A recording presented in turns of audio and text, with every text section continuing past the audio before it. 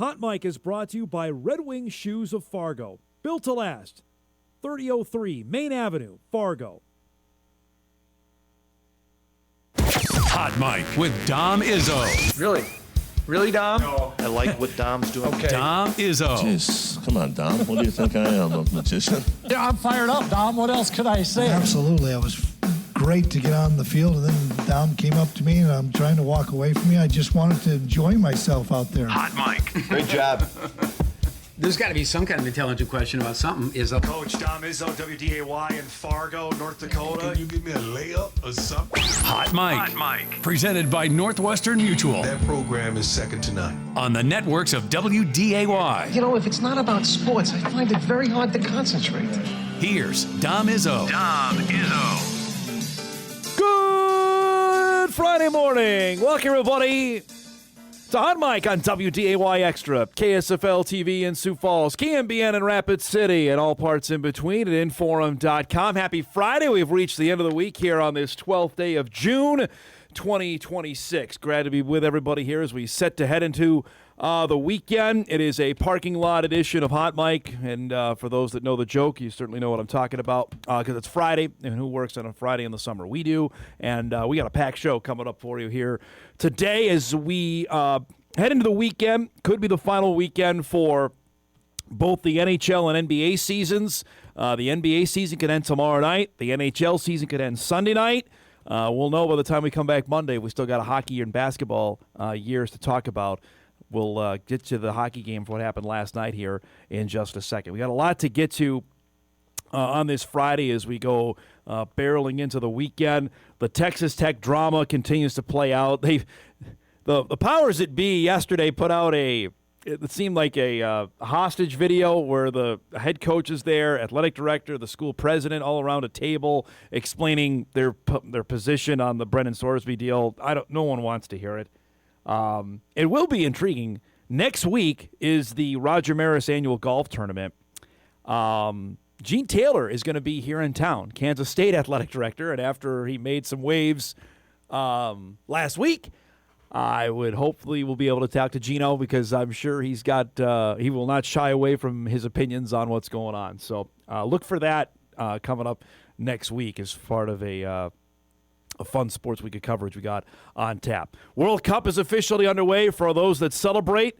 I saw Ryan Lawnecker was out downtown this morning on First News because that's where the Uncle Sam's Army, the American Outlaws, are going to gather tonight to watch the game down on Broad Street, right down on Main, So I have a chance on Broadway to watch the game tonight for the United States and Panama, which we'll get to coming up later on in the show. So it officially began yesterday. Mexico won its opener.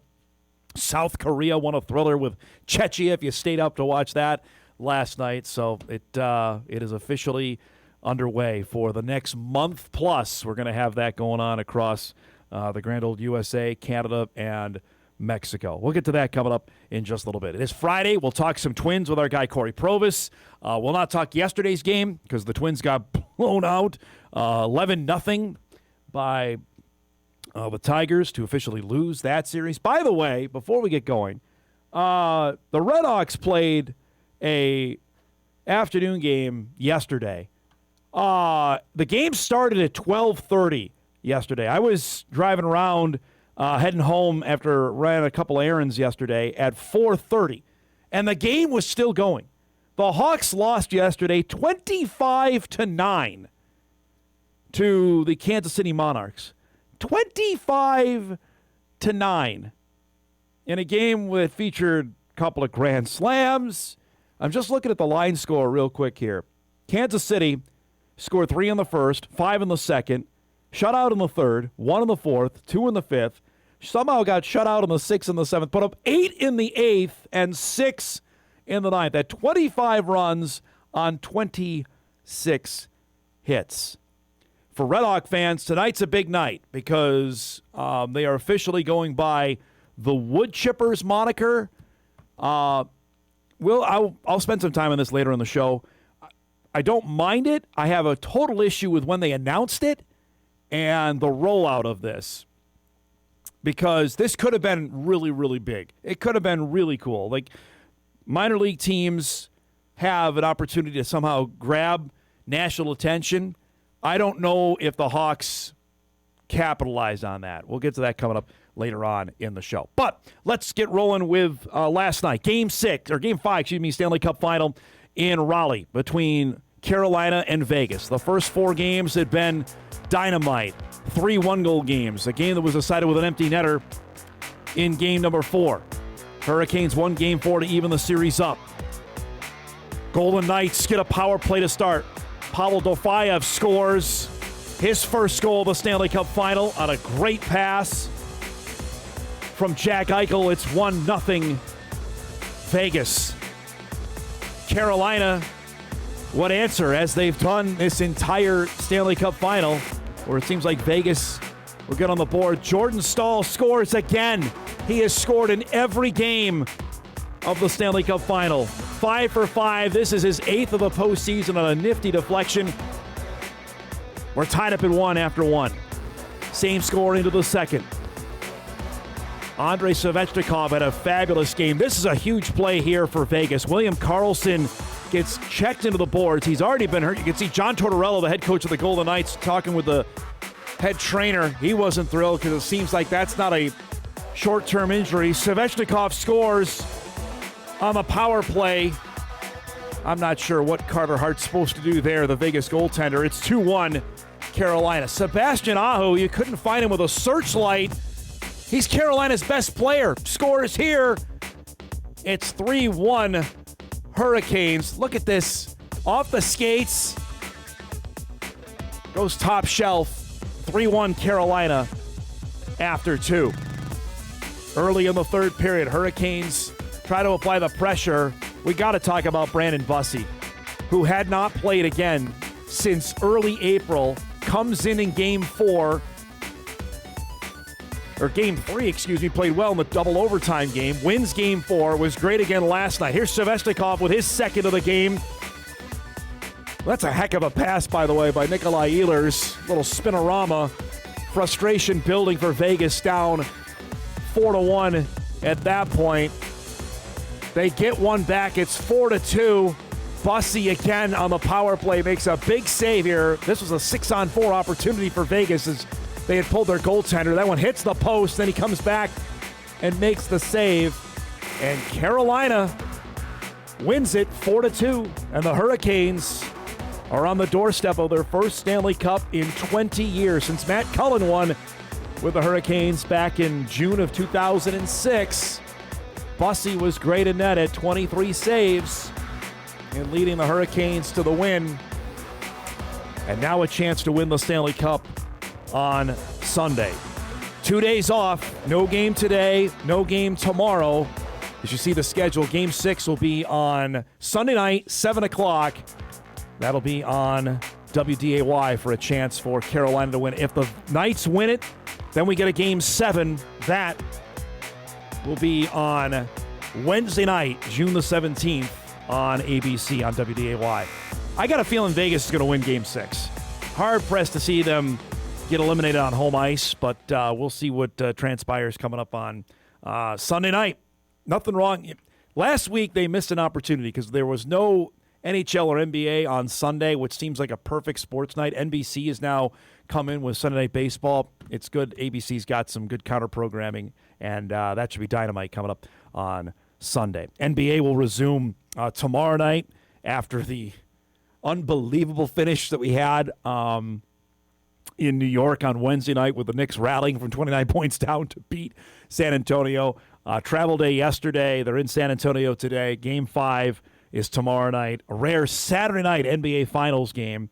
And if the Spurs somehow win, then they get 2 more days off. No game Sunday, Monday, and we play Tuesday in New York for Game 6. I'm conflicted on this because I had a few people asked me yesterday, well, you want to see the Knicks win, right, on Saturday? And I'm like, yeah, absolutely. But part of me would love them to see them win it at home. But again, after how this series is played, the Knicks have been behind by double digits after the first quarter in every game in this series. So maybe not get your doors blown off to start, would be high priority for the game tomorrow night. We'll get to that before we wrap up the show. Last thing before we get going, we go back to the track. Yesterday was day 2 of the NCAA Track Championships in Eugene, Oregon. We'll update on the Bison guys and the decathlon in a second. But first, another former guest on our show was on the track yesterday. UND's Jaden Keeler was running in the women's 10,000 meters, which is a half-hour race. It's a race where literally ESPN can take 3 commercial breaks, and you're not going to miss who won the race. I flipped this on as soon as the hockey game got done last night because convenient timing. The race started at 9:45, 9:50, knowing it was going to take a little bit, that we're not going to see the actual end of it. What I did find was the star from Grand Forks leading the race. Let's show you what happened in the 10,000 meters last night on the track in Eugene. Not hard to find where Keeler is in the green jersey, and early in the race, she leapt into the lead, and she led this race for a good portion of the middle part. Now, granted, it's over 30 laps. She set the pace. Remember, we visited with her last week when she came on and said this is a race where you kind of have an unspoken agreement that everybody kind of tries to share the lead. She had this for a good portion of the middle part. Keeler was out in front, leading the way through laps 14, 15, 16. At that point, near the end, though, the lead pack started to pull away. It actually ended up being where Iowa State runner came back and took the lead and actually made this not even a competition at the end, where this had been a tightly compacted race for the first, 30-plus laps, and the last 2, or even the last 500 meters, it was a butt-kicking. Keeler came by and finished in 6th, which is the highest finish for a UND track and field athlete in the Division I era. She is the first-team All-American in program history. Ran it in 32 minutes and 4 seconds to finish in 6th place. That is a first-team All-American honor. Top 8 get first-team All-American honors. You saw her there on the podium. And that is not the end yet. She's got one more race coming up tomorrow in the 5,000, which might be her best yet. But this just adds to an unbelievable career. She's been the 2-time Summit League outdoor track MVP. We saw what she did here in Fargo last month, where she won the 3,000-meter steeplechase. She won the 10,000. She won the 5,000. Other than that, she was just okay throughout the weekend. From UND's release on this, the display gave her first-team All-American honors for the first time in her already storied Fighting Hawk career. It also marked the first time a UND track athlete earned first-team distinction at an NCAA track and field championship in program history, while also tying the highest finish ever for a UND athlete at the national meet. Molly Detloff was 6th in 2019 in the hammer throw. So congratulations to Jaden. She has been fantastic to watch. And again, it's not over. She'll race tomorrow in the 5,000 meters on the final day of the NCAA Track Championships. Also going yesterday was day 2 of the decathlon. When we left, Zach McGlynn and Paul Olson, they were sitting in 11th and 15th spots respectively, with 5 events still to go. Knowing, I think, if you were to talk to both of them, especially to Zach McGlynn, that their better half would be the second half of the events. So that started yesterday with a hurdle race. 110-meter hurdles was the first event out of the chute for both competitors yesterday. Zach McGlynn is in lane 6, as this was, again, admittedly, he would say this was his better performance here. He ended up finishing 2nd in this heat, which got him the points that he needed to move up. He started, as I mentioned, in 11th, and it fluctuated throughout the second part of the decathlon. Then it was on to the discus, where he had an impressive throw here, sat in about 5th place for a while. After the discus wrapped, then it was on to the pole vault. Now, this is one that McGlynn told us last week that this is an event he's certainly scored better in this season the one he needed the most work. And in the first height that he was able, because he passed through a few heights, this one he was able to clear, getting over that. And at that point, he was in an 8th spot. Here's Paul Olson in the javelin. This is the next to last event of the decathlon.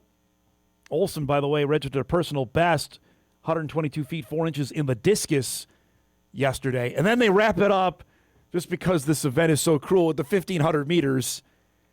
And actually, McGlynn ran a personal best, 4 minutes and 43 seconds in the 1,500. That's impressive. If you run your personal best in the last event of 10, that's awfully darn good. As it ends up, McGlynn would finish in a 14th spot. Paulson would finish in 18th. So McGlynn gets second-team All-American honors, and Olson gets honorable mention All-American honors out of that. McGlynn scored a total of 7,430 points. Olson at 7,185. The winner out of BYU, a guy that was grinding it throughout the entire event. I think he got over 8,000, I want to say, total points. That's honestly the first time we've paid attention to the decathlon. Bison have sent other competitors in the heptathlon, Carrington's Whitney Carlson being one that was an All-American, now over 15 years ago in the hep. But this is the first time to pay attention to the decathlon. Those guys are warriors. To be able to go and do that over a 2-day stretch is awfully darn impressive. So congrats to both of those guys. And I hope today, when they're out in Eugene, put your feet up, relax, have a slice of pizza. As I asked them both, the toughest day is the day after. So hopefully today a little bit of recovery and enjoy the surroundings out in Tracktown, because it's fantastic. The event continues today and tomorrow. Shout out, by the way, to New Rockford's Kelsey Belquist. She advanced in the 400-meter hurdles for her Nebraska Cornhuskers. She'll race in the final of the 400-meter hurdles tomorrow. So keep an eye on that. Also, Antoinette Nabwe out of Jamestown had a great competition for the University of Minnesota, I believe, in the hammer throw. So shout out to both of them. And as we mentioned, we'll see Keeler and Belquist tomorrow on the final day of the NCAA Track Championships. Fun stuff there. We have a packed show coming up for you here. Our guest lineup is brought to us by our friends at Northwestern Mutual. We'll kick things off at 9:35. It is Friday. Cory Provus will join us and give us an update as the Twins are back home, open up a weekend set. The Cardinals are coming to town. St. Louis is fresh off a series win over the New York Mets, so they're playing some good baseball. Twins are off getting rocked yesterday, and there's some personnel decisions likely to be coming. We'll visit with Cory about that coming up at 9:35. At 10 o'clock, my dad is back with us, and to give him his World Cup preview, he is a soccer rube, as many of us know. We'll get his thoughts as the World Cup gets underway. Dad also made a pretty cool trip. I'll let him tell you about it, but last weekend he had a pretty fun trip that he made. We'll won't spoil the beans on that. That's coming up at 10 o'clock. And at 10:35, old friend Doogie Wolfson is joining us from KSTP TV in the Twin Cities. We'll chat on the Vikes wrapping up camp, the Wolves, if they're going to make a move or how many moves they're going to make. The Gophers finally scheduled St. Thomas in basketball. We'll try to cover it all with Dukes and give us the latest of what's going on. I want to talk some recruiting as well, with PJ's doing down in the Twin Cities and up here. We'll do that with Dukes at about 10:30, 10:40 this morning. And that will put a bow on our week. So excited about that. Let's take our first break. We come back. Yes, I mentioned it. The World Cup is underway.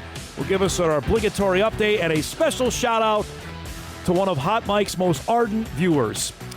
We are underway on a Friday morning, back on WDAY Extra, KSFL, KNDN, and Inforum.com. Back after this.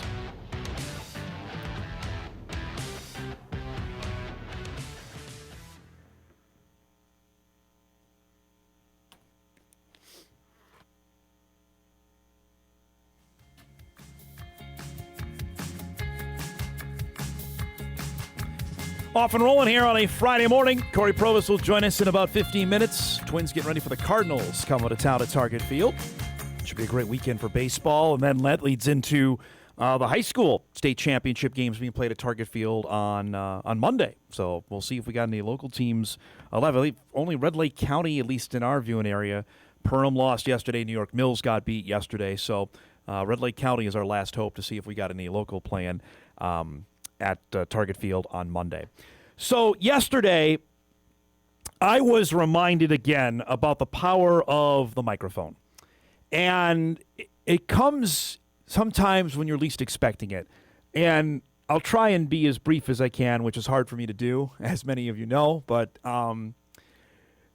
sometimes, for me especially, I get caught in the bubble of what we do on a daily basis, of trying to make this show as perfect as we can. As many of you know that have either joined or been with us from the start, we had no blueprint of what we were doing. You know, the news hasn't established, hey, you have the top of the show, you've got your weather, you've got your sports. That's how the format of that goes. This show, I created from thin air. People upstairs say, hey, we'd like you to do it. You go do it. And, almost 7 years in, we have tried to accommodate our viewers as best we can. Some days we do a pretty good job. Other days we could do better. And I tend to focus on the latter part, the days we could do better. I probably don't celebrate the shows that we do really well on enough. And yesterday I got reminded of what we do here is a lot bigger. And I got reminded actually a couple times this week on what we do here is pretty important to some people. Kolpak messaged me a few months ago saying that there was a couple that would love it if we would be able to attend what ended up being a surprise birthday party for a woman named Debbie Bartholomew. Her husband Larry is friends with, or knows the Kolpaks, I believe is probably the best way to describe it. And Debbie has been battling health issues basically since she was a baby, and underwent a pretty serious procedure a few months ago that hopefully they believe is going to extend her life. How this affects me here is apparently Debbie and her grandson Brooks have bonded over recent months over sports, and Debbie has apparently been watching Hot Mike fairly religiously. So their son Casey organized a surprise birthday party yesterday out at CJ's Tavern at Rose Creek and invited Jeff and myself to it. Debbie had no idea what was going on. And it was yesterday. We have some photos to show you from yesterday with the whole family there. And it was, I was honored to be asked and humbled to be there as I got to meet more members of her assembled extended family and friends. You can see that's Kolpak and I with Debbie. So happy early birthday. She told me that she doesn't miss a show. She also told me, and this is to nobody's surprise, that my dad is her favorite part, which ends up being great because Dad's going to be on the show today, and everybody knows that Dad has obviously dealt with his own health issues as well. And there's Larry, Jeff, Debbie, and myself. It was awesome to be there yesterday, so happy early birthday. And again, it was really humbling to be there. She had a great turnout, and shout out to Casey for making it all happen. And they believe the new procedure here will hopefully extend Debbie's life by another 3 to 5 years. And whatever she can do, hopefully she enjoys it and makes the most of it. And it was a reminder to me again, because I got to get hit about the head about this every 3 months or so, to not sweat the small stuff. There's too many big things happening to worry about if we got this tape in on time, which is important, but there are other things, for me to remind myself, like, we didn't play this on time, or we got to break late or something like that. Then something like this happens, and it's like, yeah, there's so many bigger things to focus on and enjoy, and certainly enjoy life. So happy early birthday to Debbie, to the Bartholomews. Thank you so much for asking me to be there. It was a great honor, as I said. I was really, really humbled to do that and to take some pictures yesterday. And Debbie, you keep fighting, and we'll be thinking of you. And I really appreciate what you said yesterday. And thanks so much. That was pretty good stuff. Again, reminder of, I constantly talk about it, the power of this device. The microphone is nothing like it. It really is. And I've had reminded a few times on that. So I really appreciate them inviting us out yesterday. No easy transition here. I'm trying my best without losing it. As we talked about, the World Cup got going yesterday. First two matches are officially in the books. Mexico won its opener. They beat South Africa in the opening match 2-0 or 2-0, so I make sure the soccer rubes don't get mad at me. South Korea won the other match with Czechia 2-1. So that's the updated standings.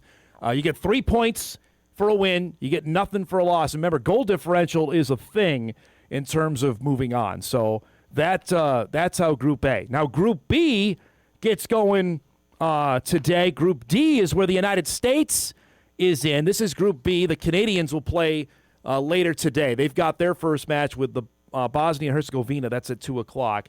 The Americans are in Group D. The United States will play Paraguay tonight. That's at 8 o'clock. I don't care what you see on social media. If you see the coverage starts at 6, that is Fox twisting your arm, okay? Fox has 2 hours of pre-match show, which is insane.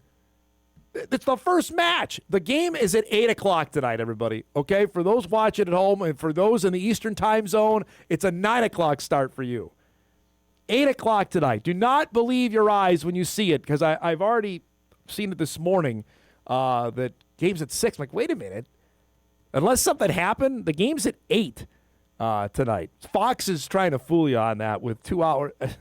Just say pre-match coverage starts at 6 and the game is at 8. I don't know why we have to have this, and they do this all the time, especially with the American team. I understand they want people to watch for as long as possible. I get it. I'm in the business. I understand we want as many eyeballs as possible. But let's not outright lie, okay? Tell them when the match starts.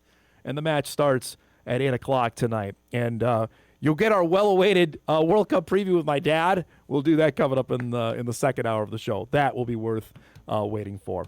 But it's bottom of the hour. Let's break. We come back. Our guy Cory Provus will join us, give us an update on the Twins as they get set to host the Cardinals. Hot Mike is back after this on WDAY Extra, right after this.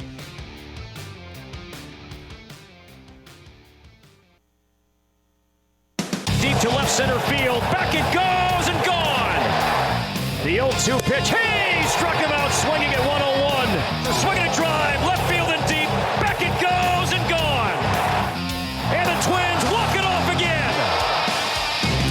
All right, it's Friday at 9:35, which means we visit with our guy Cory Provus, a voice of the Minnesota Twins on television. Twins are back home, get a series of the St. Louis Cardinals getting going. He joins us from the palatial Provus estate here on a Friday morning. You've done baseball for a long time. Best way to get rid of yesterday is to come back and play today, right, after what went down in Detroit. Yeah, I mean, that was a clunker of clunkers yesterday, and just not a good start by Zebby, and the Tigers are hitting a ton of home runs. That's 23 home runs they've hit so far, and I think 9 games in the month of June. So they are – the lineup is healthy, is healthier in a way they haven't been, and they're starting to get some pitching back. Tarek Skubal's going to come back, and it's amazing. I think he had the procedure May 6th.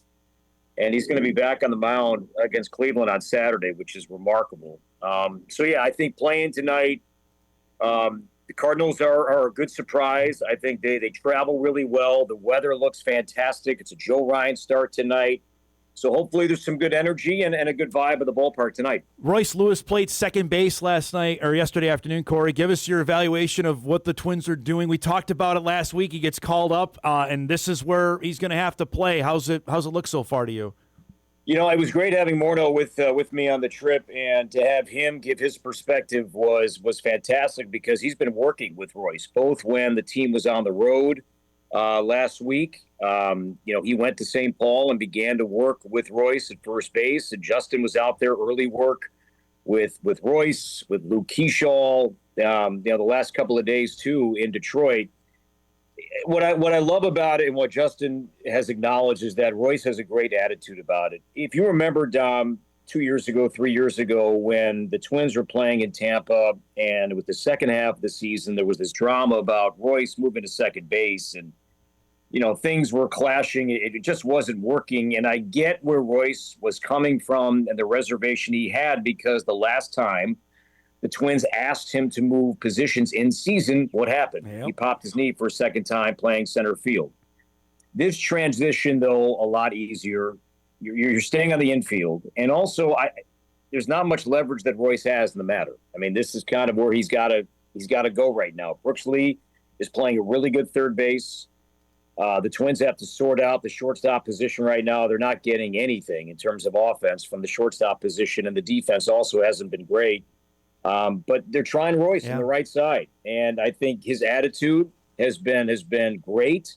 And Morty thinks he's going to be fine. He's going to miss some plays, especially at first base, but the instinctual plays, and he hasn't had a ton of volume there, but so far he's checked every box. We talked last week, and I asked you about his hitting, if that was going to force them to bring him up maybe sooner than they intended to. Is that what you saw play out, or just the fact that, hey, we need somebody to play first base here? I think it was the hitting, and I think I told you that I'd be surprised if he was back, soon, and that tells you what I know. He was back the next day. I thought he was going to be down there about a month, just in my mind, just because he was going to play the right side. I mean, he only had a handful of games playing second and first base at the minor league level. I thought there would be more of that, but he forced their hand.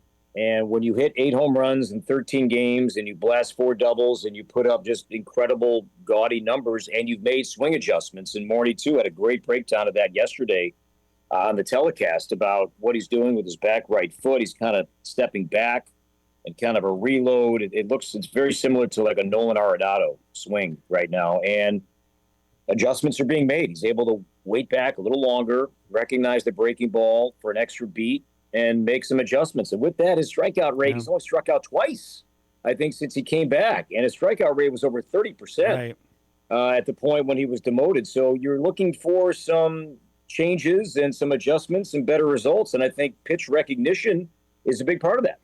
Byron Buxton keeps hitting bombs. Corey, we're up to, I believe, 20 now on the season as we sit here on the 12th of June. Looks like he's aiming for a second straight All-Star appearance. It seems he's taken over more of a leadership role on this team as well. What have you seen out of not just what his production is, but what he's doing away from the field? Well, I hope that, and this is going to sound, I don't mean this to sound negative, but let Twins fans, I know you're mad. I know you're angry about a lot of things, but vote this man to start for the All-Star game. I mean, he is as loyal as they come. He deserves it. He deserved to start last year. He had much better numbers than Javier Baez did in center field. But to be honest, Tiger fans voted more. And that's how the process works. But, Twins fans, I get your anger, and you have every right to be upset over a variety of things, but don't take it out on this guy. I mean, the way he's performing, and I think the way he's leading, he stands out. And I think this guy is a deserved American League All-Star, started the way he's going right now. But I think you're right. He is somebody that I think entering the year and entering the last couple of years, he was more of a leader by example than leader by speech. But we're learning a little bit more that he is kind of speaking more, not publicly, but certainly privately. But some of that is getting out. He is by far the number one guy on this team. Yeah. He's the leader of leaders, and they follow him. And just look at when he's in the dugout, when he's not playing, he's never alone. That's something that I loved when Sonny Gray was with the Twins. Yeah. On nights and days, Dom, when he wasn't starting, I mean, Joe Ryan was like in his hip pocket. I mean, Joe was always like talking to him about grips and strategy, and it was noticeable. And you're seeing the same thing happen with Buck. He just has guys around him all the time asking him questions. But I think he's doing that too. I don't think he's just taking out, hey, I'm a veteran, I'm a leader. If you have something, ask me. I think he's going up to guys on his own.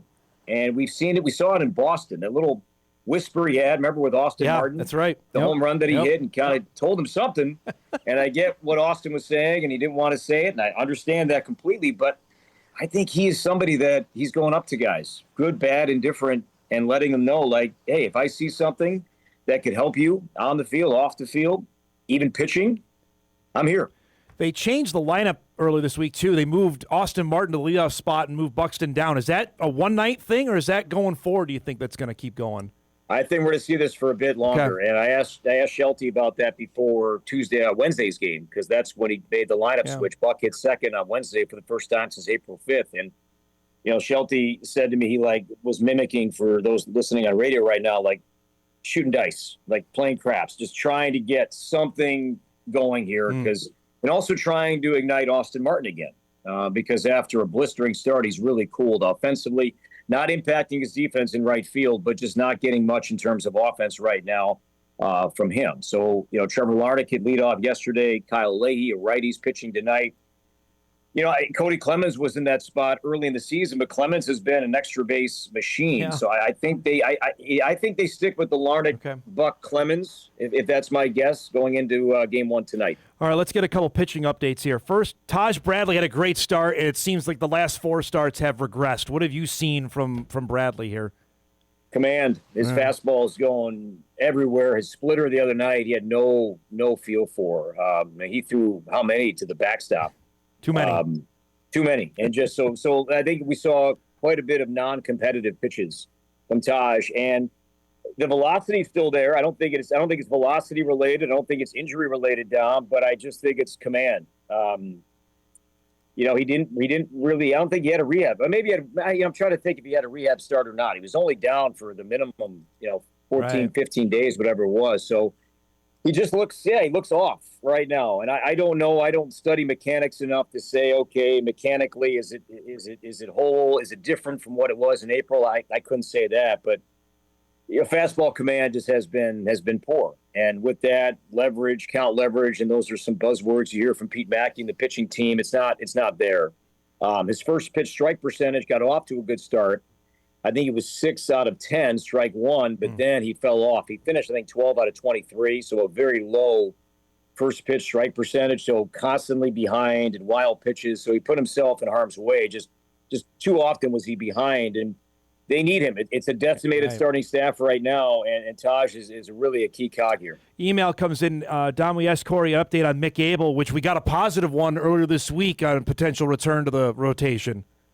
Yeah, I was surprised that his first rehab start was at AAA. And that's decided by the training staff, which also I didn't expect. For a guy that was out for almost 2 months, right? I thought he was going to go down to Fort Myers and kind of work his way up, but he looked really good. The velocity was outstanding, pitching opposite Justin Verlander. And that was cool. We had the rain delay the other night, but I thought that was neat that we showed you that game from Toledo, seeing Verlander pitch for the Mud Hens and Abel pitch for the Saints about an hour away. Abel was on the team charter coming back last night, so he did join the team. I think we'll find out tonight. I think we'll get an update as to what's next for Abel. I would think he's going to start one more time, but with, he threw Wednesday, and so Monday would be his next day to go, but that's an off day for the minor leagues. Right. So would he go Tuesday? The Saints, I believe, are home next week. If that goes well, then maybe he pitches in Arizona. Then he meets the team in Arizona later on in the week. So maybe not. I've been off with a lot of these things this year, but he threw 3 innings, struck out 5. Velocity was great. But for a guy that's been out as long as he has, it would be somewhat surprised if it was only 1 rehab start, Tom. All right, let's break. We come back. Much more with Cory. We'll talk about the weekend series of the Cardinals, a unique road trip coming up next week, and another potential call-up. We'll ask Cory about when Kalen Culpepper makes his debut. We'll do that on the other side of the break. Hot Mike back after this.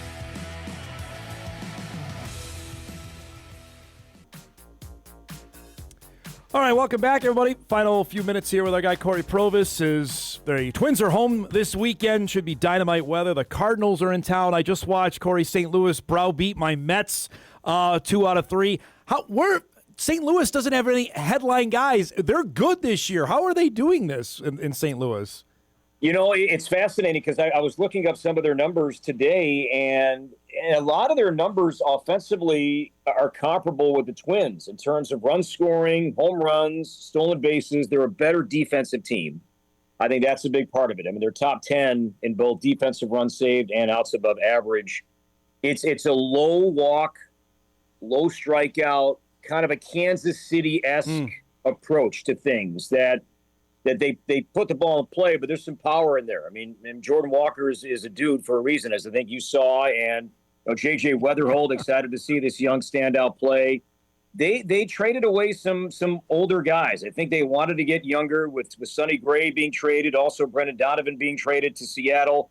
I think they wanted to turn things over a little bit and kind of dive into their system for a while. But, Kyle Leahy's going tonight, and this is a guy, though, that can be had. I mean, he's a right-handed pitcher, more innings than strikeouts, big ground ball numbers, too. And also, like we talked about with the Tigers, if you get to this Cardinal bullpen, it's a ground ball bullpen. I mean, so they can pitch themselves in and out of jams by getting inning-ending double plays. But offensively, there are some similar numbers. They're better in one-run games. I'm a big proponent of that stat. They're 12-7 in one-run games. They've played well against the American League.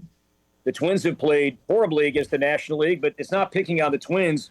If you look at the season so far, the National League is pummeling the American League, which kind of backs up the records you're seeing. So it has been completely one-sided to the National League. Morning and I were talking yesterday about what the National League all-star staff might look like.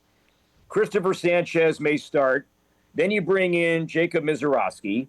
Then you bring in Shohei Ohtani.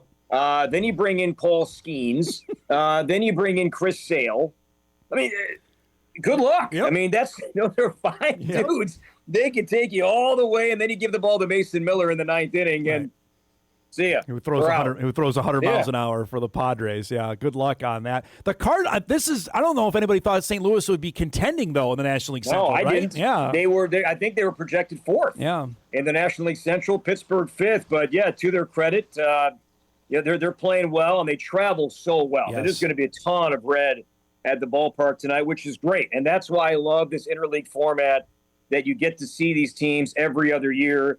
And with the weather being what it is, it should be awesome. It should be a great weekend of just energy and atmosphere around the ballpark.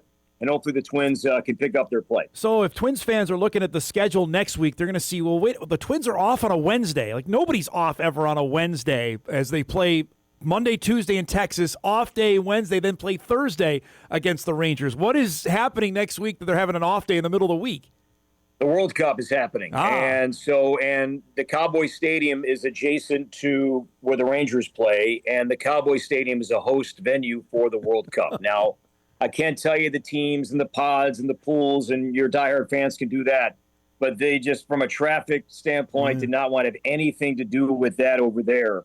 So that's why the Twins are not playing Wednesdays, because of the World Cup and the Cowboy Stadium being a host venue. So also, you're having a little return trip next week. You're going to be on radio all next week. Yeah. So I'm very excited. Let's go back to when I joined the Twins in 2012. The guy that hired me, the great Andy Price, the job at the time, there was going to be TV and radio, and it never became TV, which was fine. But then when I moved over to TV, I still wanted to keep the door open to maybe sneak in a series or two or a run of radio, because I loved working with Danny. I mean, we just had such a good time for 12 years, laughing and learning and all the ups and downs. And we saw a lot of bad baseball. We saw some fun baseball as well. And it was really fun. So when I was talking with my boss, Andrew Alberson, this winter about, hey, do you think there's an opportunity to, when Chris is off, and Chris is off next week, to do radio? And he said, let's think about it. And so I'm going to be back on radio and back with Danny for the series for the Rangers and Diamondbacks. And Greg Caserta, who filled in for me and did great for the Pirates series, he's coming back. He'll do TV with Trevor Plouffe next week. So I'm excited, to get back. I think radio is such a beautiful medium. I'm a sucker for it. Yeah. I would love to go back to it when it's all said and done one day. And I think it challenges you. I think it sharpens your skill set, your brain, your vocabulary, everything about it. And so to be back in that chair next week, I'm excited. That's awesome, man. You do a great job on both, and I know people love hearing you and Danny back together next week. Here's the broadcaster nerd in me. What's the radio TV spot in Texas like? Is that okay? Because that's a new ballpark. No, not good. Way up there. Okay. It's not good. No, you're up pretty high. So that's. But I think their ballpark is great. Yeah. I think it's what they needed because of just the weather, the heat, and the storms you get. The afternoon this time of year. So it's not a great place to work. You're up high, and the backstory to that is Eric Nadel, the legendary Hall of Fame voice of the Rangers. He was involved early on in kind of the planning, and they really incorporated him into what the broadcasters would like. And then something happened because when everything got built, it did not go according to plan. So Eric takes time off, and when he takes time off, he often does so at home because he just it's not. Again, we're not going to complain too much. It's still the big leagues. It's beautiful. It's a great park. But, it's not the best place to call a game. Last thing, because I got 2 emails to ask you about this, and I was going to ask you anyway. When do we see Kalen Culpepper up in the major leagues? He's hitting the cover off the ball. He has all year in St. Paul. He was the Twins' #1 pick a couple years ago. Is he bound for Target Field sooner than later? I keep wondering the same thing. And as we chat, I keep looking at my email to see if that's going to happen here. I'm with you, and I see the numbers, and it's just not my call. I don't know if there's more defensively they need to see with him at shorts. I've been talking with some of his teammates that are now in the big leagues, guys like Travis Adams and even Cole Sands, who had a rehab start. He's got a cannon for an arm. I mean, he's got a strong arm. We know he can swing it.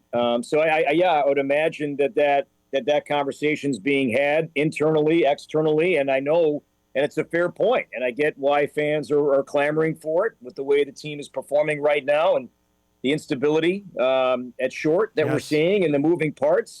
To me, it makes a lot of sense, but not my call to make. I just look at the play at shortstop, Corey. It's just not been good, and if this guy can be better at it, then what are we waiting for, I guess? The only thing, and I'll say this, and I hope do I have some time? I'll try to make this as quickly as possible. So with the looming lockout, there is something to keep in mind here, that the CBA that the big league teams have, that does not run parallel with the minor league CBA. So if, and I hope it doesn't happen, but if there's a lockout and spring training doesn't happen, that will have no impact on the minor leagues. There will be a AAA season. There will be a AA season. And Kalen Culpepper is not on the 40-man roster. So if he's added to the team, he would first have to be added to the 40-man roster. So he would have big league protection next year. Even if he finishes the season at AAA, he's going to stay on the 40-man roster. So come next season, he wouldn't play. Right? He would not play a minor league season because he'd be on the major league 40-man roster and therefore would have big league service protection and CBA protection. So that's a part of it. You're thinking about minor league development. Walker Jenkins is not on the 40-man roster. So, and I think it's unlikely he will be, especially with the injury that he suffered, that he's going to play next year. Regardless of what happens at the big league level, he's going to play. If they put Culpepper on the 40-man, there is that component to it that I'm sure is a part of the process. Could be fascinating. Again, well, we keep refreshing the email. Maybe there's something coming here before the opener with the Cardinals. Great stuff as always, bud. Have a fantastic weekend. Good luck on the radio next week, and we'll see you next week, okay? Thanks, Tom. Be good, buddy. There he is. Cory Provus joins us each and every Friday at 9:30. Twins in action tonight at Target Field with the Cardinals for 3, and then it's on the road. And again, next week they play Monday, Tuesday, off day Wednesday. I believe England is playing in at Jerry World, right next door to the Rangers' new stadium, and they play Thursday afternoon. Then it's on to Arizona and a matchup with the Diamondbacks next weekend. Let's break. We come back. We'll start our second hour. My dad will join us to lead off with the World Cup preview that, of course, you need.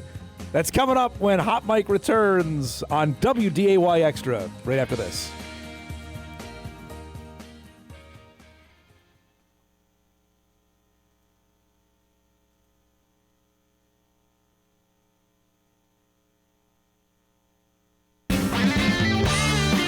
This is Hot Mike with Dom Izzo, presented by Northwestern Mutual. If that was me and you, if you'd have went with a Boston, you'd have been living in the garage. I had a Yankee hat on, of course, which I usually almost always do, but she says to me, if I were you, I'd take that hat off. And I looked at what look at it to begin with. I ain't taking my hat off. I know where I am. Yeah, right. You believe anything that guy says? Because I don't. He said he was going to marry J-Lo, too, remember? I finally told your mom. I said, there's no sense. Let's just put TVs in the room because I'm only going to wake them up anyway. So that's how I got a television? All right, it's that time on a Friday. We're starting our second hour, getting you ready for the weekend. Dear old dad joins us here. We haven't had Pops on in a bit as we're in the middle of June. I figured, hey, the World Cup starts. Who better to talk to soccer than my dad? But First, I don't know if you caught the start of the show. I got invited to a surprise birthday party yesterday. Woman in town here who is battling some health issues. She doesn't miss the show, which is unbelievable. Again, when I hear that stuff, it always just makes me, frankly, I get emotional on it. But she said, favorite segment of the week is when your dad is on. So there you got another ringing endorsement for you to be on more, although your agent tells me to pay more. I'm not going to do that. But just so it goes right to your head that everybody loves when you're on. Yeah, that was an awesome segment. I'm glad you just did that. Yeah. That means a lot to her, I'm sure. Yeah. What's up? Nothing like that. Yeah, you know? absolutely right. And I told the story when I was there with her husband that when you came out a couple years ago. Actually, it's on my memories today. It was 5 years ago today that we took Jack to the Red Hawks game for the first time. It was me, Courtney, Jack, yourself, and my father-in-law, Randy, went to the Red Hawks game. And if I remember correctly, is we were going to get the car. You were recognized for being on the show, correct? Some guy at the ballpark recognized me. Hey, your Dom Izzo's dad. I said, no, he's my son. It was fun. Jack was with me, and he was looking right at him. So I told that story to make sure, that he's a big deal out here. What have you been up to? We haven't had you on in a bit. How you been? Nonstop, man. It's been awesome. Yankee Stadium was awesome, even though they got rained out. It was just crazy. We'll get to that in a second. I don't know if we've had you on since the horrendous news that happened in your favorite sport with the Kyle Busch tragedy. And just hit everybody like a ton of bricks. It affected beyond NASCAR, and obviously what happened is beyond sad, and it's stunning. It's one thing, that sport, unfortunately, we're accustomed to tragedy when it happens on the track. That's not what happened here, and it just is horrible. Not at all. It's totally preventable if things just didn't go right. Yes. I don't understand it, but sometimes those guys think they're invincible. They can go through anything and they'll work it out. And of course, if they miss a race, then if they got to get a waiver, and it makes it hard on them. But they almost always give them a waiver if it's medical. So, and I didn't understand what he did there. So he was not feeling well. Correct me if I'm wrong. During the Watkins Glen race, is that when it first started? He called for a doctor to get a shot because he was having a hard time breathing. So obviously his lungs were filled right up. But something should have been done along that way. Yes. But you can't force somebody to do anything. Right. You know how that goes. Yep. You get pretty stubborn sometimes, and it cost him dearly. Watching the pre-race before the race in Charlotte to see his son there, I lost it on that. I lost it a couple times watching that, and obviously, I believe who else's kids came out there with him? I can't remember. It was Kyle Larson's kid. Yes. They raced together. They've grown up together. They're phenom racers, and they're only like 10 or 11 years old, right? They're already, especially Kyle's son. Kyle's son is probably the best of all of them. Man. So sad deal. He's got the talent for sure. Just awful. And his daughter, both their daughters are racing too. Larson and Bush's daughters are both racing. Man. In go-karts. Crazy.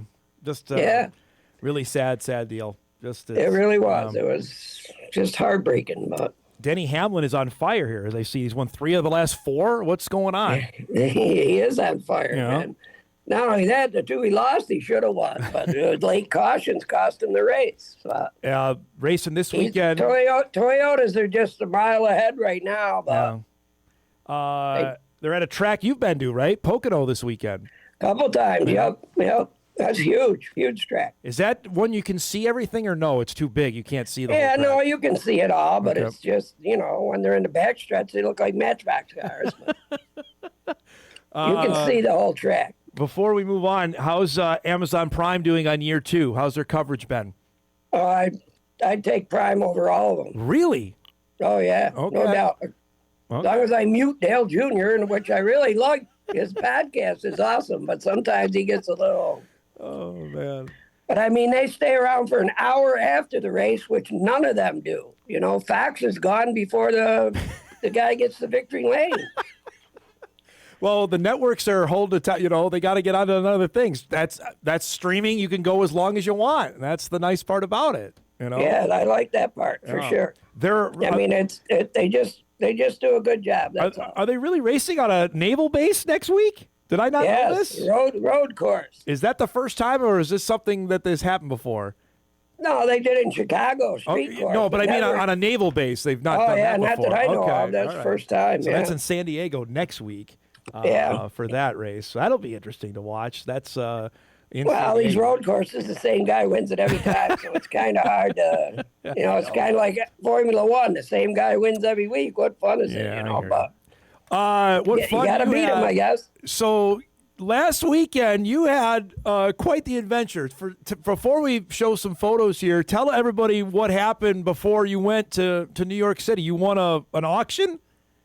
Yeah, well, we went to a cancer benefit, which sends kids to camp. Okay. And they have a silent auction of all different kinds of stuff. Well, my niece, Christina, come up to me and she says, they have Yankee tickets. If I win that, will you go? I said, you better. I'll bid you if I have to. Let's go. So me, her, and my niece Janet went together.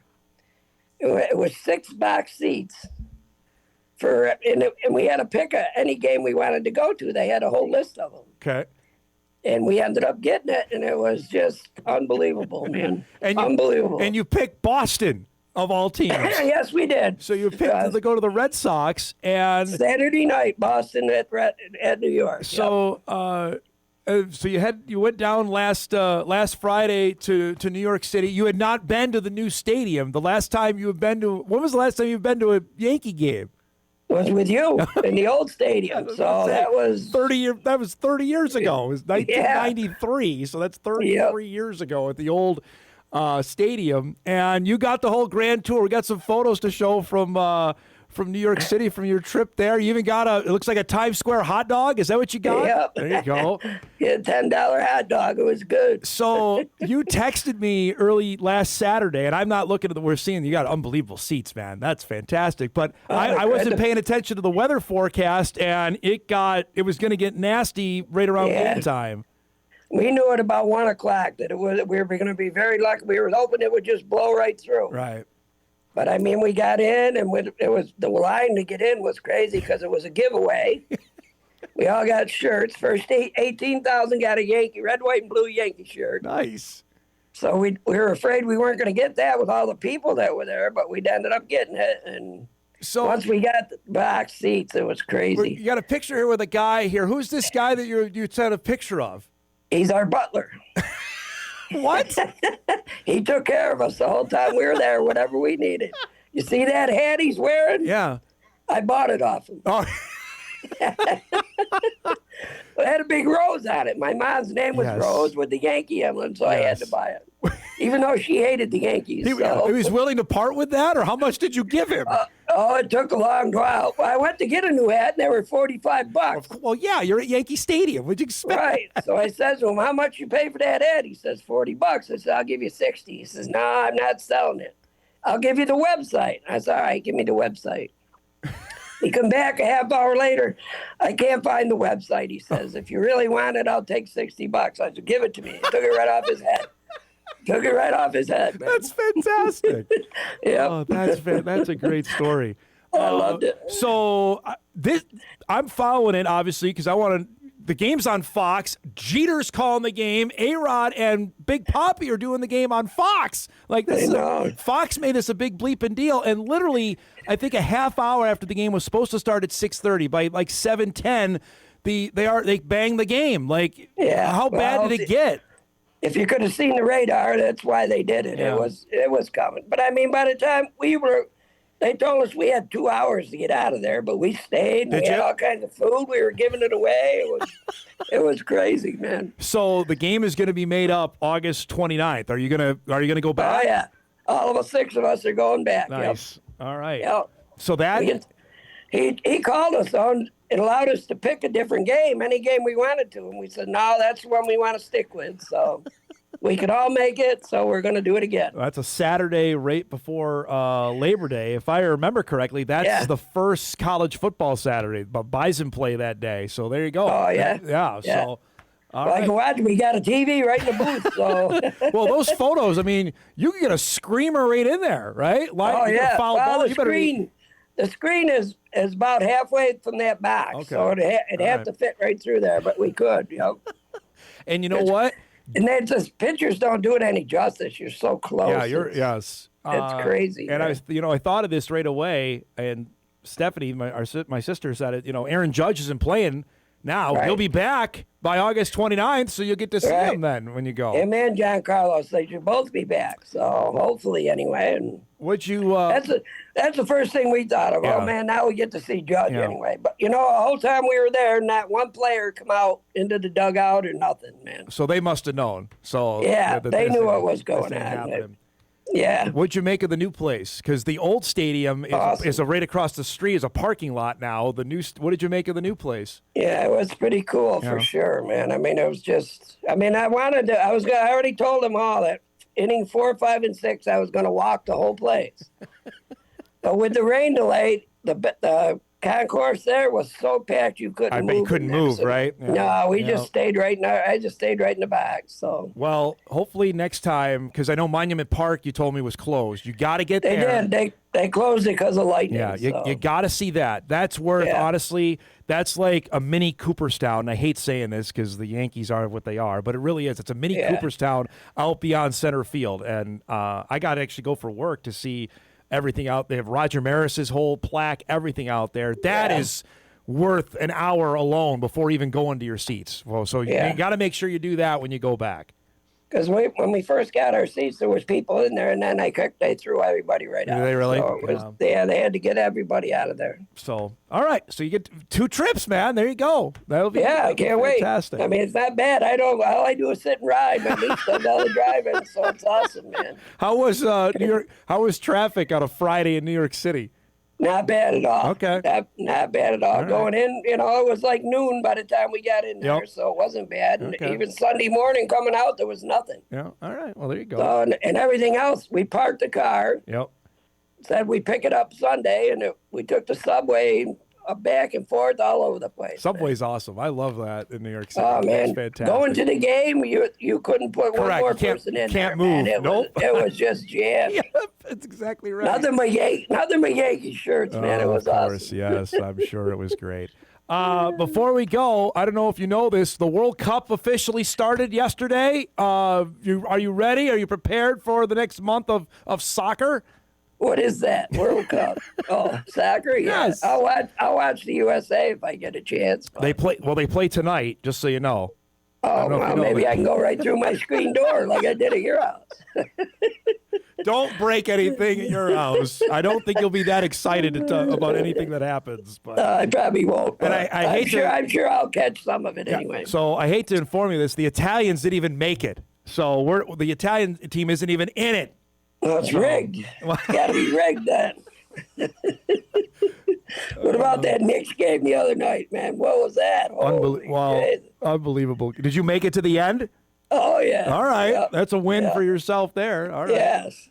Once they cut it to 10, I said, oh, boy, here we go. That was unbelievable. I mean, Yeah. I was thinking of and I mentioned it yesterday, of the top 4 or 5 New York City sports moments happened there, and that's got to be in the top. It's got to be right up there with no doubt. with the Buckner game, with the World Series when the Yankees play the Diamondbacks right after 9/11. I came up with. I mean, that's going to be remembered forever. And they didn't even win the championship that night. I know. If they don't win it, it's going to be tough. They'll still remember that game no matter what. But it was. Well, they're winning. I mean, they just keep getting down, and they've just come back. But sooner or later, that burns you. You know? Well, they're not losing this thing. Because if it's 2-2, then I think it's a different story. They're up 3-1. I would be surprised if San Antonio wins tomorrow night, but I could see that. And then the Knicks try to win it at home, and they will. My God, New York City, look out. That is going to be crazy. I wouldn't want to be there for that. I was glad we got out of there before Sunday morning. Let's go. Well, did you see what ticket prices were going for when you were there? Yeah, that's crazy. Yeah. Well, I mean, obviously the president being there didn't. Well, the last time I was there, Biden came through, and that just jammed everything up, and now they're going to do it again. So here you go. Every time you go to New York City, the president's there. There you go. So you better book that for late August, then. The Trump's going to be back in New York City when you're there. So I hope that. It's too much. Well, you brought this up to me. We got to go. When you were at Daytona and Trump there, you reminded me of this, that nobody could use their phone. Everyone's phone was off or shut off. You could take pictures, and that's all you could do with it. They jammed them. They jammed them right up so you couldn't use them at all. That's wild. And not only that, everybody's phone was roaming, so it killed everybody's phone. So we all ended up downstairs charging them. You know, there 100,000 people trying to charge their cell phone. Not a great look. No, it was crazy. Not good. Crazy. What do you got planned this weekend? I'm going to a race tomorrow night in Lancaster. It's a couple hours away. Okay. So, Is that a dirt track or is that No, it's pavement. Okay. Yeah. All We right. went there once before. There's no race here, so we're going to go there. All right. Well, you have a great weekend. The trip was fantastic. That story of the hat, I didn't know. That's awesome. That's really, really cool. So, and just know you make another woman's day out here when you're on the show each week. So there you go. That's awesome. So, God bless her. Absolutely. The prayers are for her, man. Absolutely. I love you. Have a great weekend. I'll talk to you later, okay? Love you too. Have a good one. There he goes. My dad joining us. I hope you got your World Cup preview out of that for all 30 seconds that we did it. But great to see. He had a blast, and I'm glad he's actually going to get to see the Yankees and the Red Sox play. That comes up August 29th. That's a big day for us here locally because that's the first bye. I told him that. Like, I'm not be watching. The Bison are playing football that day for their first game at 4:30 on that Saturday. Let's break. We come back. We'll get caught up with a few emails. Doogie Wolfson coming up here in about 15 minutes. As well, there's already some moderate Timberwolves breaking news I'm sure he's in on. We'll talk with him about that in a little bit. Back on this Friday Hot Mic after this.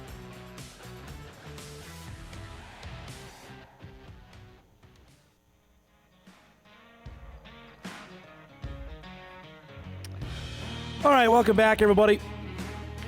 That's good stuff from my pops. Haven't had him on in a bit, and I know he is anxious to get on and chat, and I'm glad he had such a good time. And I was so upset that he couldn't see the game, but glad he's going to get a chance to take it in here in a couple months' time. Let's get a couple emails in before we get some space for Dukes to come by. Dom saw a story on the 4-letter network that the Texas AG is threatening the Big 12. And if they tell them what their rules say, there's a press release that for some reason a reporter at ESPN reprinted under their byline. The Big 12 is not limited at all in the sanctions they can impose. The conference bylaws are available on their website. You can find and read the relevant section yourself in less than 5 minutes. As long as they can get a supermajority of the other schools to agree, they can impose any sanction they see fit. We'll see. I know Ken Paxton, the Texas Attorney General, is running for the Senate there, has already threatened that if the Big 12 does this, and then when we say does this, impose any sort of sanction on Texas Tech for playing Brendan Sorsby, who has already admittedly bet. I wish I got time for that. I totally blew it. We should have asked my dad on that. I'm sure he had opinion on the betting on games his team is playing in, that it's just going to get nasty down the road. Another email. Dom, did you see the story out of Western North Dakota involving Tanner Wolfson? I didn't until today. Shout out to K-Fire TV.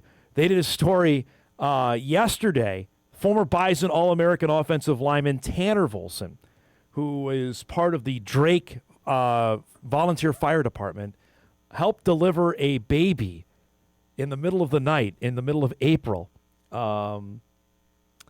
Says there was a medical call, a couple traveling. The story goes, a medical call, a couple traveling from Georgia to Williston called 911 because the woman was in labor. Firefighters brought the woman to the fire hall. Tanner says things kind of spiraled out of that, and we ended up with the baby being born in the fire hall. That's amazing. Said there's a lady in labor. I think you need to come. I said I never delivered a baby. He said neither have we. You could be a hero. As I said, firemen are supposed to be heroes.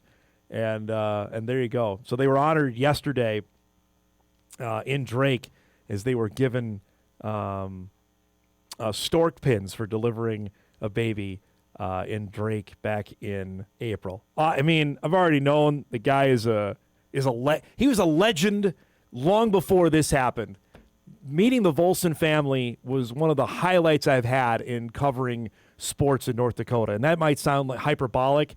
It's not. When Tanner first came on the scene, and I interviewed him at the Fargo Dome when he was part of the Shrine Bowl. We televised it, and he was incoming freshman. I remember him looking around at the Dome. He had never been in there before. It was the biggest thing ever, and getting to know his mom and dad and the extended family around was a great treat. And then when Cordell came along, it was double whammy. I remember visiting with their dad, Ralph, who's a great friend, and if he's watching today, say hello and hope you're doing well. That they brought a van. They traveled everywhere, whether it was Normal, Illinois, Carbondale, Macomb, you name it, Springfield. That van was there. And I remember the media hotel we were at, I saw the van out there, and I visited with them the night before the national championship game. It was Tanner's last game as a Bison, and Cordell obviously still had a couple years to come. They're a fantastic family, and no surprise that Tanner would be Johnny on the spot to do something like that. That's really, really cool stuff. So congrats to them, and right place, right time, I guess, for something like that to happen. A couple others. Dom, give a heads up here. UND's got a couple of basketball games signed up. They do. University of North Dakota men have agreed to a date with UNLV. That's a good game. Fighting Hawks will be playing at Vegas Saturday, January the 2nd. They'll get an $80,000 guarantee. So if I'm correct on this, UND's playing Minnesota, they're playing Clemson, and they're playing UNLV next year. I'm telling you, that is covering Bison basketball. I am immediately jealous. Those are 3 great games for UND. They've also got a pair of home-and-home games they're going to have this year with Green Bay. So Doug Gottlieb is going to be at Grand Forks. UND will host Green Bay on November the 29th. That's a Sunday. Or, excuse me, December the 17th. They'll be at Green Bay on November the 29th. And then SIU Edwardsville, they will host them on November the 16th and play in Edwardsville on December the 9th. So their non-conference is pretty close to done.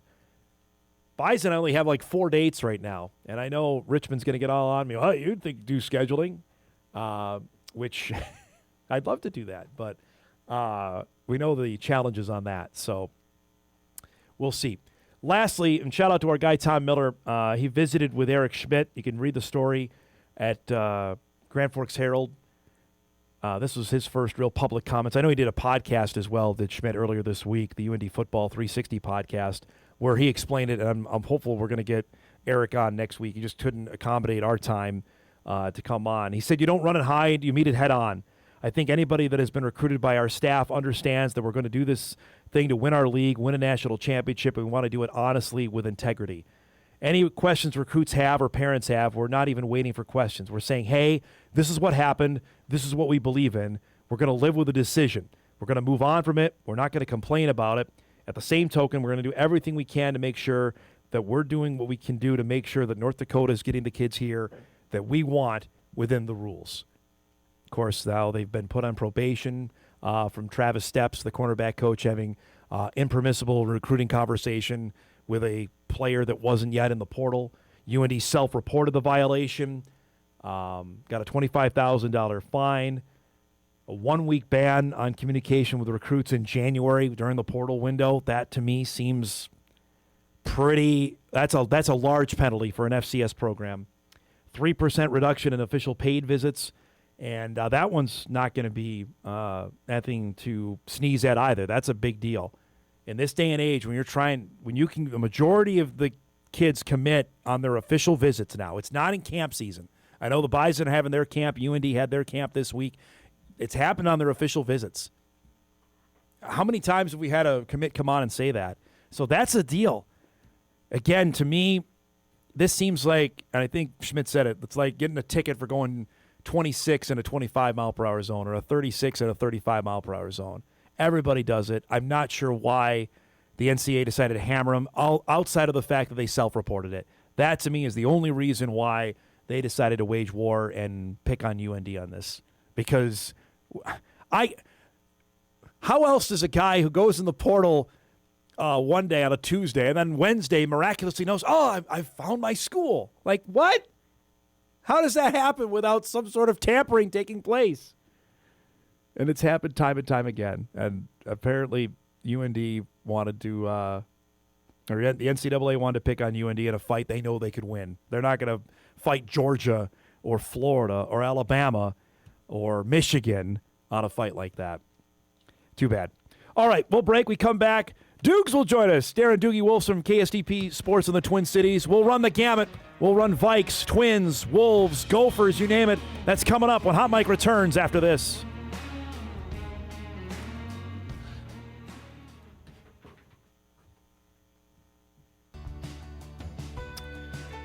All right, final segment of the week. We're wrapping it up in style because I haven't had our next guest on in way too long and give us update on everything going on. We're going to try to hit the gamut here with everything going on in the Twin Cities. Our guy, Darren Doogie Wolfson from KSTP TV Sports in the Twin Cities.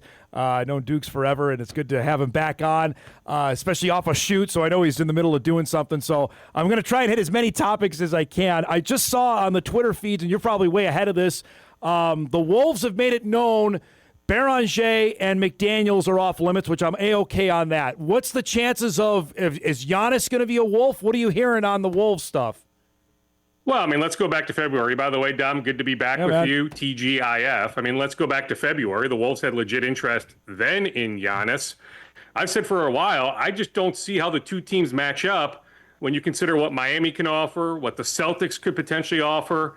Heck, Portland, to me, is super intriguing. Now, I don't know if Giannis, who has the hammer, because he's essentially a free agent.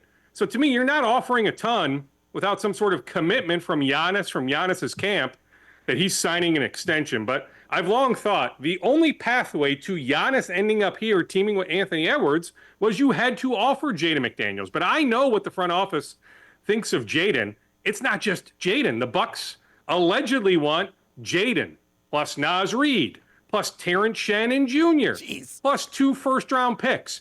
To me, with Giannis being an injury risk, and I love Giannis, I've actually been in on giving up Jaden, that I can live with that. I like the idea of Ant with Giannis. But if it's Jaden plus Naz plus Shannon plus 2 first-round picks, Dom, I'm sorry, I can't do that. And, hey, who cares what I think? I have a hard time believing Tim Connolly would do that. In your mind, is Julius Randle and Rudy Gobert on this team next year? Well, I think both are readily available. I mean, the only guy I can sit here definitively tell you that is on the roster come October is Anthony Edwards. I think Jaden will be here. I think Naz will be here. Yeah. If you're asking me to bet, okay, who goes? Julius Randle, number 1 on that list. Yeah. But also Rudy Gobert near the top of that list. I mean, you tell me what the deal is. Like, to me, Kyrie Irving makes a lot of sense. Yep. Masai Ujiri takes over in Dallas. You think about Cooper Flagg, 19 years old. Kyrie Irving, 34 years old. Do they match up? Would it make sense for Dallas to move Kyrie? Okay, well, do the Mavericks want Julius Randle? Or would Rudy Gobert make more sense in Dallas? Like, to me, if I can get Kyrie, I'm giving up either of those guys. So, like, tell me what the return is. I have no interest in Ja Morant. I have minimal to no interest in DeJounte Murray of New Orleans. Like, tell me who's coming back. But, yes, I mean, I think you can make a debate that Rudy Gobert is the ultimate floor raiser. But to me, he's also a ceiling limiter. Like, if he's playing 30-plus minutes a night, I've long said, going back to his Utah days, you're not winning a championship. There are just enough limitations. We don't need to go through all those limitations, but limitations come specifically the postseason. So, to me, the Gobert trade has worked out. It was an easy yes going back multiple years for Utah, but it's worked out for the Wolves, right? Anthony Edwards has played in so many high-level games. Rudy Gobert has a lot to do with that. But ultimately, when thinking about trying to win a championship with Ant, I just don't know if you can have Rudy Gobert playing a ton of minutes. So I would move Gobert if I'm getting Kyrie Irving in return, but I need specifics. You tell me specifics, but I do think both guys are absolutely available. I know you were out at Vikes camp at the new Winter Park at TCO Performance Center, and I think in our heart of hearts, I think we already know who the starting quarterback is going to be. The word salad that came out this week is just what Kevin O'Connell loves to do, but what other takeaways did you have from non-quarterback related from the Vikes from this week? Well, I mean, I just was impressed. I mean, I get it. This week was mandatory, but going back to organized team activities, those are voluntary. Seeing all the guys in town. Now, I get it. A lot of guys have contractual essentially obligations, right, based on Or financial incentive yeah. to be here during the offseason. So I get it. A lot of guys are paid to be here, but I was thoroughly impressed by the attendance. I will tell you, being out there on Wednesday, seeing first-round pick Caleb Banks working out off to the side, that's the first time we've seen him in motion coming off the foot issue. All signs point to him being ready to go late July, the start of training camp. That is phenomenal news.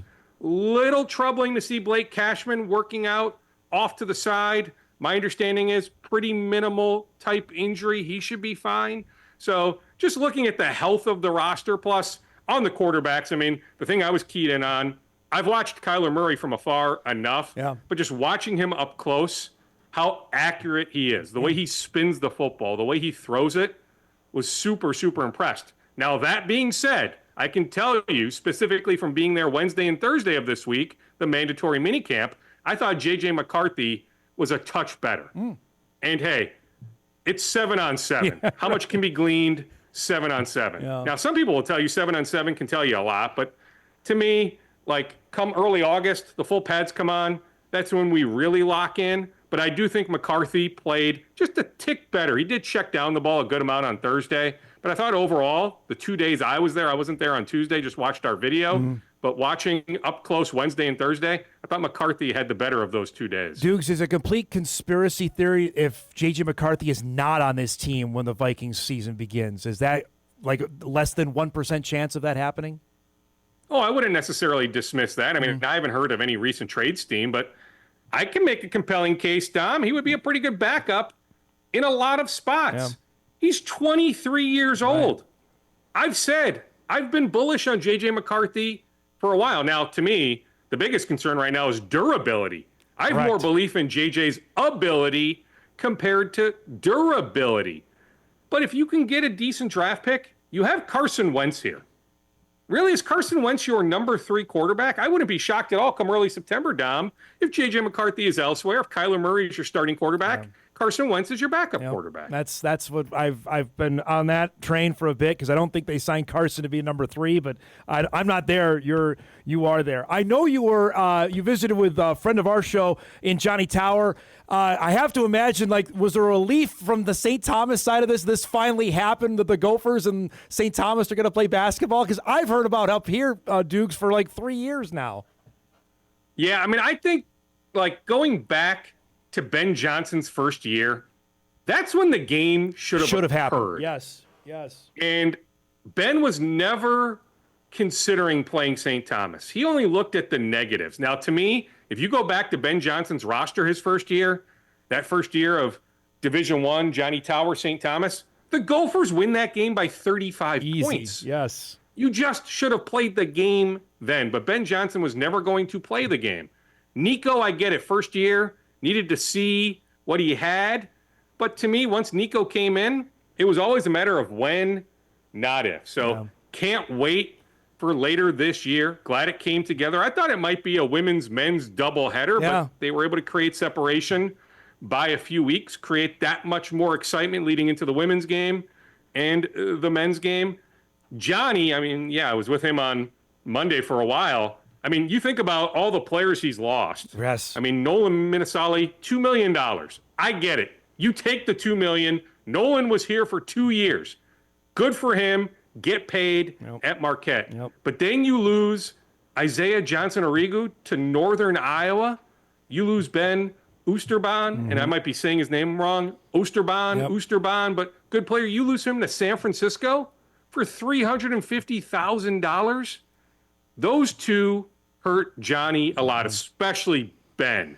We can debate the Isaiah fit here, but especially Ben, losing him to San Francisco. So there's so much roster turnover with the Tommies. It'll be a tough game to win. But you think about just celebrating basketball here in Minnesota.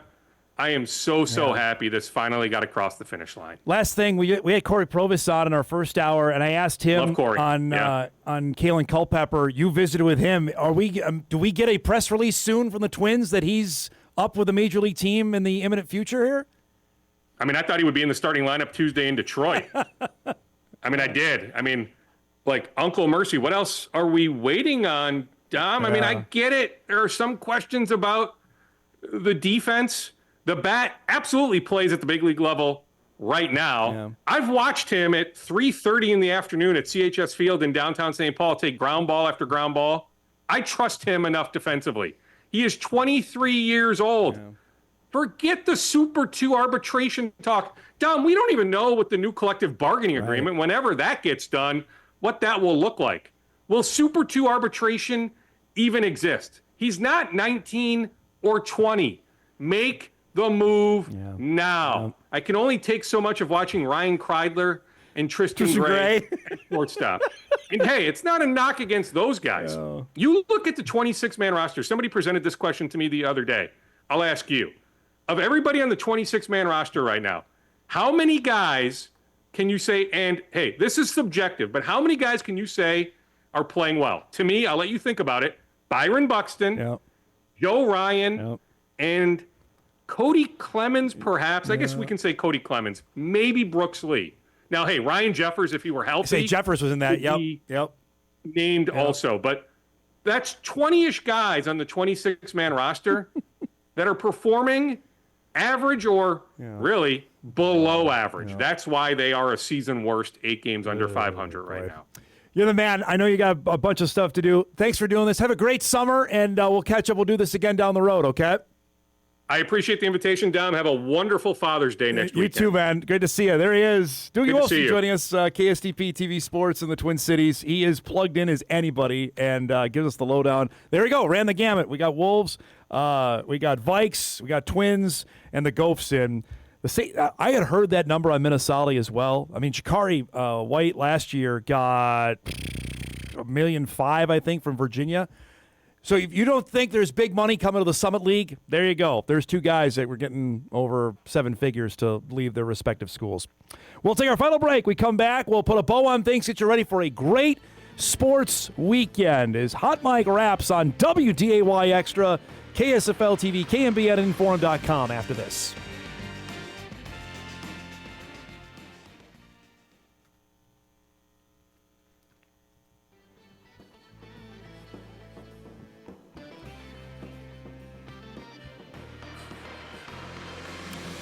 All right, wrapping things up here on a Friday morning.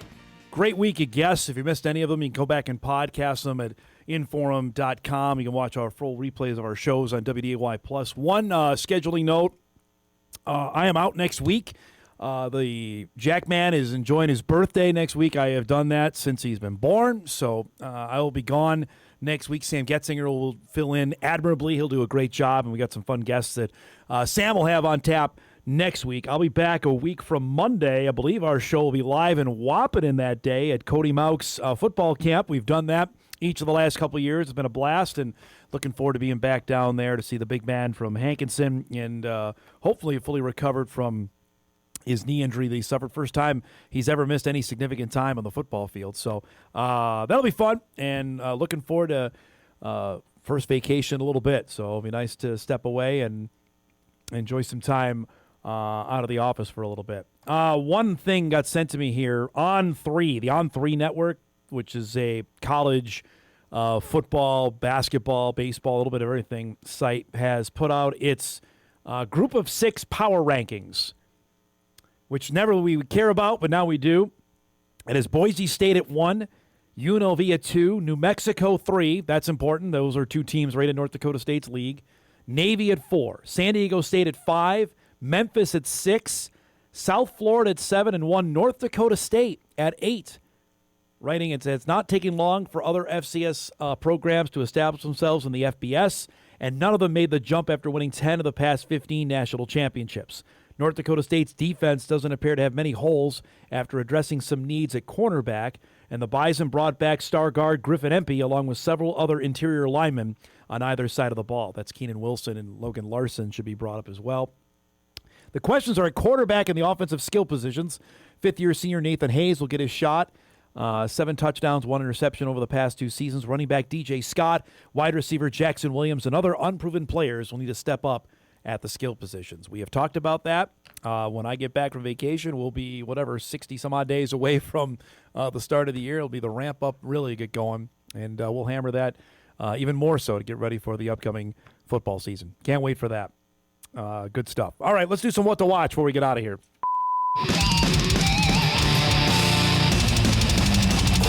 All right, What to Watch brought to us by our good friends at Northwestern Mutual. Let's start here with tonight. Again, World Cup opener for the United States men's national team. They play Paraguay. If you could line Paraguay on a map for me, you'll be smarter than I know. I know it's in South America. I'm not sure where in South America. Like, are we talking Chile, Argentina, somewhere around there? 8 o'clock on Fox tonight. The Twins play the Cardinals, 7 o'clock on Twins TV. And my other favorite event, the College World Series, starts tonight. Ole Miss and North Carolina. A couple of Bison going at it there. Landon Koenig and Jake Schaffner, 6 o'clock on ESPN. As for this weekend, Game 5 tomorrow night in San Antonio, 7:30 on WDAY. We'll see if the Knicks can win the NBA championship. Sunday night, we'll see if the Hurricanes can win the Stanley Cup on WDAY, and also Texas and Georgia from Omaha in the College World Series Saturday night on ESPN. Our thanks to Cory Provus, to Doogie Wilson, of course, to my dad. If you missed any of the show, you can podcast it later today at Inforum.com and watch a full replay on WDAY+. Everybody have a great weekend. We'll see you back on Monday.